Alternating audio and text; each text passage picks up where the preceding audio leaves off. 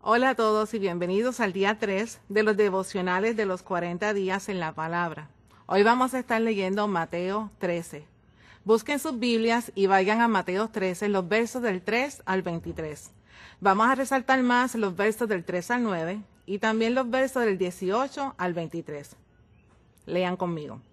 Y les habló muchas cosas en parábolas diciendo: He aquí el sembrador salió a sembrar. Y al sembrar parte de la semilla cayó junto al camino, y vinieron las aves y se la comieron. Otra parte cayó en pedregales, donde no tenía mucha tierra, y enseguida brotó porque no tenía profundidad de tierra. Pero cuando salió el sol se quemó, y porque no tenía raíz se secó. Otra parte cayó entre espinos, y los espinos crecieron y la ahogaron. Y otra parte cayó en tierra buena y dio fruto, algunas semillas al 100 por uno, otras al 60 y otras a 30. El que tiene oídos, que oiga. Ahora veamos el verso 18. Y esto sí que es importante porque tú encontrarás que muchas escrituras tienen su interpretación en el mismo pasaje o en el contexto. Y aquí tienes la definición de lo que significa la semilla y de lo que significa el terreno. Vayamos ahora al versículo 18. Continúa leyendo conmigo. Vosotros pues escuchad la palabra del sembrador. A todo el que oye la palabra del reino y no la entiende, el maligno viene y la arrebata lo que fue sembrado en su corazón. Este es aquel en quien se sembró la semilla junto al camino. Y aquel en quien se sembró la semilla en pedregales, este es el que oye la palabra y enseguida la recibe con gozo, pero no tiene raíz profunda en sí mismo, sino que solo es temporal. Y cuando por causa de la palabra viene la aflicción o la persecución, enseguida tropiezan y caen. Y aquel en quien se sembró la semilla entre espinos, este es el que oye la palabra, mas las preocupaciones del mundo y el engaño de las riquezas ahogan la palabra y se queda sin fruto. Pero aquel en quien se sembró la semilla en tierra buena, este es el que oye la palabra y la entiende. Este sí da fruto y produce. Uno a 100, otro a 60 y otro a 30. Ahora bien, cada vez que ves parábolas en las escrituras, usualmente te encuentras con personas que tratan de complicar el mensaje y realmente hacen una interpretación compleja. Pero aquí vemos a Jesús mismo hablándonos de esta parábola con tanta y tanta sencillez. Y una verdad bien importante tiene. Ahora, ¿cuál es esa verdad que Jesús trata de exponernos? Para poder entender una sencilla verdad, ¿qué tú tienes que hacer? Pues tienes que tratar de entender a qué se refiere cuando dice semilla y terreno. La semilla en este pasaje se refiere a la misma palabra de Dios. Y sabemos que la palabra de Dios son las mismas escrituras.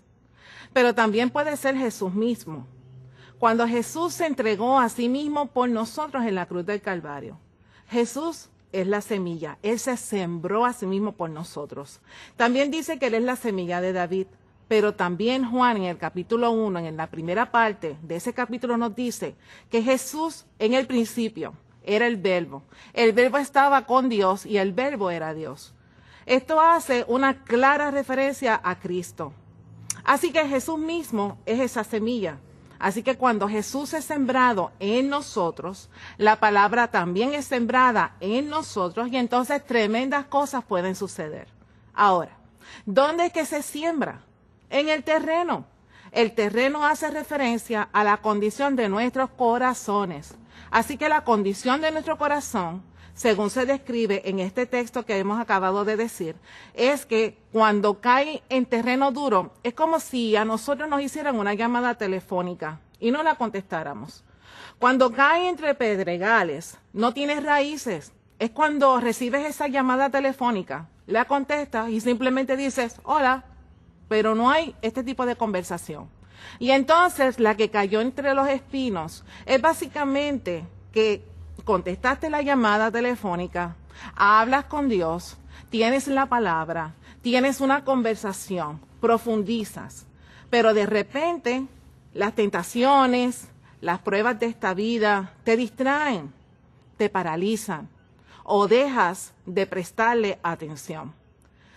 Pero dice que si esa semilla, esa misma semilla, la palabra de Dios, es sembrada en un terreno correcto, con tu corazón abierto, estás listo para tener esta relación única de amor con tu Padre Celestial.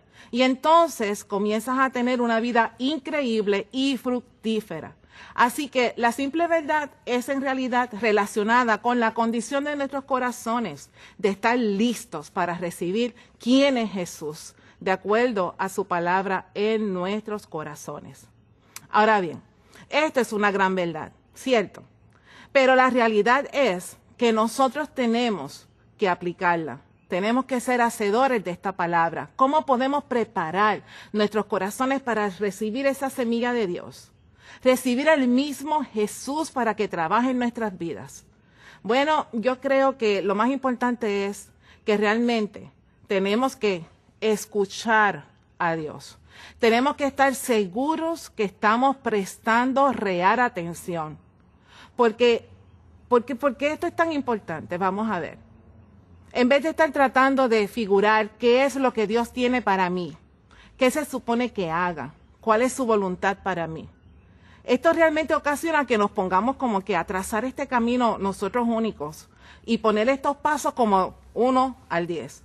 Mucho en nuestra vida es de esa manera, pero realmente no debemos de dar un paso sin que Dios lo sepa. ¿Por qué? Porque puede ser que no sean los pasos que Dios quiere que demos.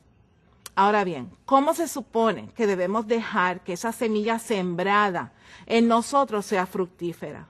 La manera de sembrarla es como Jesús lo hizo en el capítulo 5. Dice que Jesús hizo lo que vio hacer al Padre. Así que la vida de Jesús fue una vida de obediencia, más que de iniciativa. Él buscó que todo lo que hiciera llevara a la firma del Dios Padre Celestial. En la vida, o en las circunstancias, o en la gente, o con la gente, la palabra de Dios, o a través de visiones y sueños, esperamos que el Espíritu Santo nos esté hablando todo el tiempo. O que Jesús se conecte con nosotros. Y cuando Él lo hace, lo seguimos a Él, pero estamos escuchando. Es prácticamente necesitar crear este espacio en nuestras vidas para escuchar a Dios. Estamos tratando de prestar total atención a Él, a su voz. Muchas veces, como matrimonios, no nos escuchamos. En las consejerías matrimoniales que mi esposo y yo hemos dado, la mayoría de las parejas, la mayoría de las quejas con estas parejas siempre ha sido en el área de la comunicación. Los esposos no escuchan a las esposas no escuchan a los esposos. Si no escuchamos a los que vemos, ¿cómo podemos escuchar al Dios que no vemos? Y así mismo Dios te dice hoy, escúchame. Hay que hacer cambios, reorganizar agendas, movernos a los asuntos de Dios cada día de nuestras vidas. Escucha. Si tú haces esto, si preparas tu corazón para hacer esto cada día, cuando te levantes en la mañana y ya no pienses en las tragedias, en las noticias, en las rutinas, y más bien pienses en las expectativas, en las revelaciones de la palabra, en la inspiración, en las grandes cosas a las que Dios te ha llamado a poder participar, realmente nuestra vida comienza a tener tanto y tanto sentido, que se llena y se torna mucho más fructífera. Como ves, este pasaje tiene que ver con las tentaciones y las distracciones de este mundo que nos llevan al punto de paralizarnos. Y nuestras raíces no pueden profundizar y la semilla de Dios, su palabra, Jesús mismo, no puede conectarse con nosotros porque nos enfocamos en las otras cosas de este mundo que realmente no valen el esfuerzo. Si eres joven y estás en estas tentaciones que te están quemando por dentro, ¿cómo puedes bregar con eso? Te tengo la respuesta. La única manera de hacerlo es con un hombre probado y ese hombre se llama Jesús de Nazaret. Mi oración por ti hoy es que mientras meditas en este pasaje, veas a Jesús como la semilla. Él es la palabra y Él quiere conectarse contigo. Él quiere llenar tu vida cada día de mucha emoción y de mucha alegría. Así que la palabra de Dios te continúe siendo de bendición mientras continúas en el camino de buscar a Dios con todo tu corazón. Bendecidos.